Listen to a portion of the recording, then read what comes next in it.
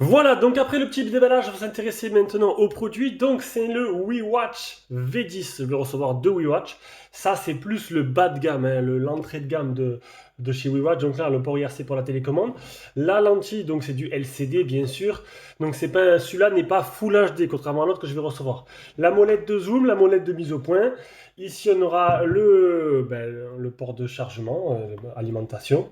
Un port IRC à l'avant et à l'arrière. Haut-parleur, ils disent haut-parleur stéréo. Il faudra voir si ça sort de plusieurs côtés ou que d'un seul côté, voir le nombre d'haut-parleurs qu'il y a dedans. Une entrée VGA pour mon ancien ordinateur. Donc VGA, c'est assez à l'ancienne, j'ai envie de dire. Un HDMI, une USB ou une carte micro SD, le port casque et le port AV, tout simplement. Et au-dessus, bien sûr, on va y retrouver le bouton power ainsi que des raccourcis qui sont aussi les mêmes raccourcis qu'il y a sur la télécommande en cas vous perdez de télécommande que vous ne l'avez pas. Dessous, on y aura les quatre petits patins pour le positionner, le pas de vis pour le mettre au plafond, ça c'est plutôt intéressant, et une petite molette qui sort en fait, histoire de régler tout simplement la hauteur du projecteur, histoire de bien pouvoir le caler. Donc vous avez pu voir les accessoires fournis avec. On va maintenant aller voir directement sur le site pour un peu les caractéristiques un peu plus précises. Allez, je suis sur le site de WeWatch, donc c'est le V10, c'est un petit modèle, hein, donc on va aller voir un peu. Donc là, ils disent qu'on peut avoir une taille d'écran jusqu'à 200 pouces, avec 1,1, il fait 1,1 kg et il est pris en charge le Full HD. Malgré ça, il prend en charge le Full HD, mais il n'envoie pas du Full HD en natif. On va aller voir les caractéristiques.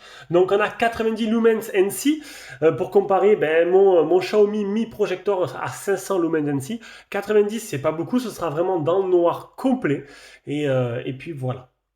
Source lumineuse, donc c'est du LCD, 4500 lumens, fond à résolution native 1024 x 600. Donc voilà, donc c'est pas du Full HD, c'est pas non plus du QHD comme j'ai pu avoir avec des 840 x 560. C'est un peu mieux, ça n'est pas loin, mais c'est juste en dessous. Donc taille de projection entre 40 et 200 pouces. Je vous ferai un rapport, donc le rapport de projection 1,4 pour 1. Donc en gros, si je me trompe pas, si tu mets à 1,4 à 1 mètre, tu as une taille d'écran de 1,4 ou l'inverse. De toute façon, je vais tout simplement le poser parce que j'ai un écran de projection de 2 mètres de 150 pouces, je crois, ou de 2 mètres 40 de long, donc j'ai largement la place et je vous ferai un petit rapport de projection. L'avantage du LCD, c'est qu'il y a jusqu'à 30 000 heures d'autonomie, donc c'est plutôt intéressant. D'autonomie, voilà, la lampe, la durée de la lampe, le LCD est très lent. HDMI, il n'y a pas marqué l'HDMI que c'est du USB 2.0.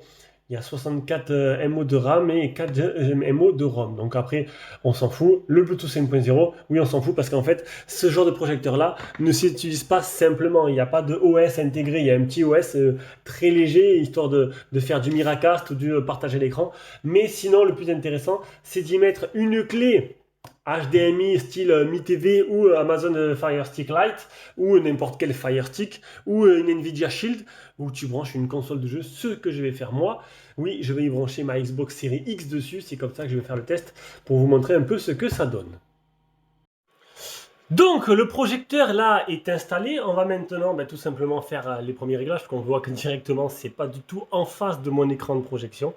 Allez, on va revenir de suite avec un truc un peu plus correct. Allez voilà, donc j'ai essayé de le paramétrer au mieux tout simplement, donc ça c'est l'interface du projecteur. J'ai branché ma Xbox Series X dessus, donc bien sûr je vais vous montrer des films, des jeux, on va jouer avec. Il y aura des droits d'auteur, c'est pas grave, je ne monétiserai pas la vidéo, ce n'est pas de toute façon ce projecteur-là qui va me faire vivre. Donc du coup voilà, donc ce côté, on a un côté média qui pourra vous permettre de lire des films sur un disque dur par exemple. Donc ça, honnêtement, voilà, ça c'est un produit qu'il faut utiliser avec une source externe, une console, une clé TV, comme je vous l'ai dit tout à l'heure. Mais dans le produit brut comme ça, mis à part faire un Miracast, ça veut dire un partage d'écran avec votre téléphone, que je pourrais vous montrer juste après. AirPlay, c'est pour les téléphones Apple. Là, c'est les sources, donc VGA, RCA ou HDMI. On a dans les paramètres le Bluetooth on ou off, c'est tout, donc c'est assez limité. Au niveau du ventilo, je ne sais pas si vous l'entendez, mais quand même il fait un petit bruit, voilà, donc bon après... Bien sûr, vu qu'il y a le Bluetooth intégré, je vous conseillerais de tout simplement brancher tout simplement cet appareil en Bluetooth à une barre de son, une enceinte externe et tout. On va quand même écouter le son qui est fourni par l'appareil, mais honnêtement, voilà, ce genre d'appareil ne s'utilise pas tout seul. Ça peut le faire pour partir en vacances, pour faire plaisir aux enfants, pour regarder un match de foot. Oui, ça peut le faire. Après, si vous voulez une utilisation plus poussée, il faudra peut-être des trucs externes et ça, c'est plutôt pas mal. Du coup, on va rentrer directement dans le vif du sujet. Donc, source HDMI, ça va lancer la Xbox. Donc, je vous le rappelle, il prend en charge... Ah, alors là, l'image, elle a un souci. Donc, avant de lancer la Xbox, bon là, je vois bien que, bon, niveau luminosité, c'est plutôt correct. Je suis dans le noir complet et... bon, 90 lumens, ça va pas casser des briques, mais pour l'utilisation et le tarif du truc, je pense que c'est plutôt correct. On peut voir là, alors je sais pas, hop, ici, côté gauche, ici, on peut voir que, là, ça se voit peut-être pas trop, mais c'est un peu plus flou que vers le milieu. Voilà, j'ai essayé de faire de mon mieux pour avoir une image la plus nette possible. Le rapport de projection, donc on a une image de 2,60 m de diagonale et 3,40 m de recul. J'ai voulu avoir, alors oui, bien sûr, plus vous allez reculer, plus l'image sera plus moche tout simplement. Ce genre d'appareil, il faut peut-être les mettre un peu plus près pour rester raisonnable et avoir une meilleure compression d'image. Là, il y a marqué qu'on peut avoir jusqu'à 200 pouces. 200 pouces, ça fait 5 mètres. Vous imaginez bien que 5 mètres, c'est vraiment beaucoup. Donc là, je suis à 100 pouces. Voilà, 100 pouces, c'est ce que j'ai d'habitude avec mon projecteur. Je suis fan de vidéoprojection. J'ai un Xiaomi Mi Projector pour partir en vacances. Et j'ai aussi le LG 4K, le fameux LG 4K que tout le monde a, ou veut, que moi je me suis pris, je me fait un petit plaisir. Et donc du coup, je l'ai. Et c'est avec ça que je me fais des soirées films. J'ai du coup allumé la Xbox. Bon, les couleurs sont un peu...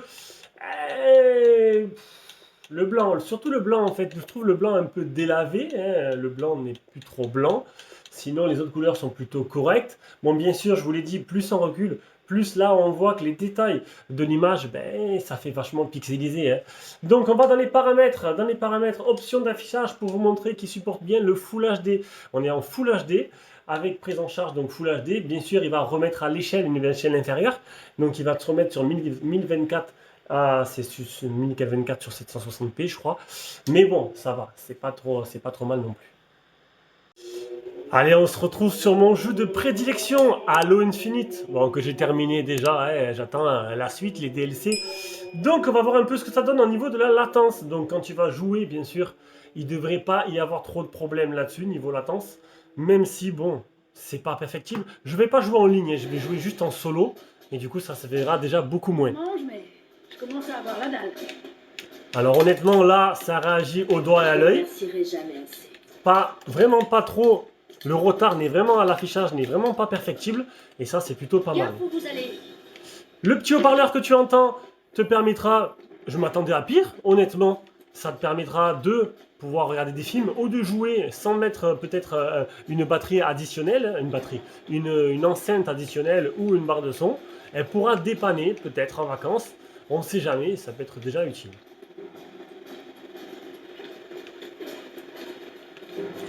Ça manque peut-être un peu de luminosité, je l'avoue. Au niveau des couleurs, c'est plutôt sympa. Mais c'est peut-être au niveau des noirs et des luminosités que ça va pêcher un peu. Voilà, ça fait, je trouve que ça fait quand même un peu sombre. 90 lumens, c'est pas extraordinaire, surtout sur un écran de 2,60 m. Préférez réduire l'écran sur... essayer de mettre à 60 pouces pour réduire, histoire d'avoir un peu plus de netteté et de luminosité.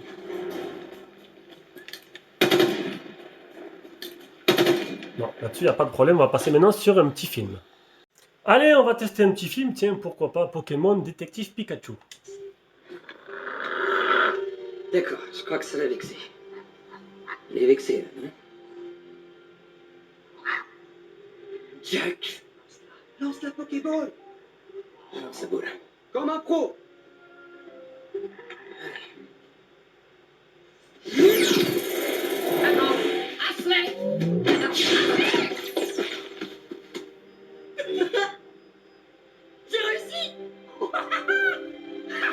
Je sais encore? La lumière est pas verte. Elle devrait être verte, là. Bon voilà, donc un petit aperçu de ce que ça donne en capture vidéo, enfin en capture vidéo, ça c'est pour le téléphone, vous avez compris, ça c'est l'habitude, ce que ça donne avec un film.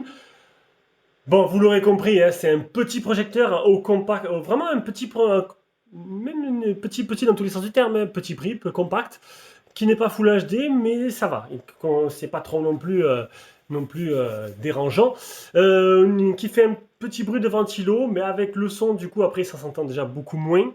Le haut-parleur permet de pouvoir regarder des films sans pour autant brancher une source externe, et ça c'est plutôt bien, des fois c'est rare, des fois c'est carrément, le son n'est pas bon, là il n'y a pas trop de basse, mais c'est vraiment largement utilisable en l'état. Et une image qui certes n'est pas super lumineuse, hein, on n'est que sur 490 lumens, mais avec des couleurs qui sont plutôt, pas éclatantes, mais plutôt correctes dans l'ensemble. Donc voilà, c'était un petit retour là-dessus, et voilà, si vous aimez la vidéo, un petit pouce bleu, un petit commentaire, un petit abonnement, et ça me va très bien, bisous, ciao ciao.